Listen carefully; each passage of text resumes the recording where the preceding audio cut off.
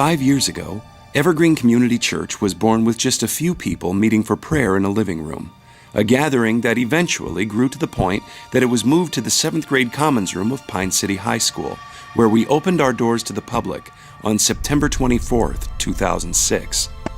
God was moving to create a new kind of church in Pine City, where the story of Jesus was told with relevance, imagination, compassion, and excellence, and God began changing lives.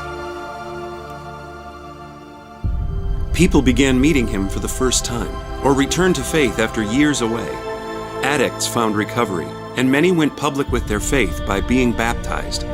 As word spread about the church that does church in the school, Evergreen began to grow. Services began to fill up as more people came to meet Jesus and find hope and meaning in their lives. Through their giving and serving in missions trips, Compassion Week projects, and setting up and tearing down every weekend in the school, strangers were quickly becoming friends, and people rallied around a deep sense of calling on Evergreen with energy and creativity.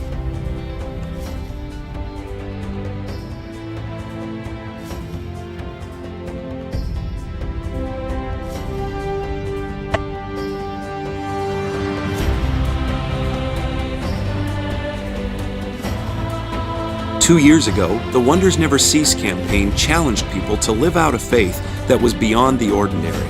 It also presented Evergreen with its biggest challenge ever, asking people to commit to giving extraordinarily to help Evergreen open its first permanent location just 2 years into its existence, enabling us to reach more people than ever before.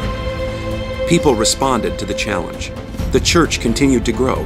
God continued to be faithful. And new ministries, new service times, and new people continued to expand our reach, pushing us to take bolder steps than we ever had in creatively achieving our mission.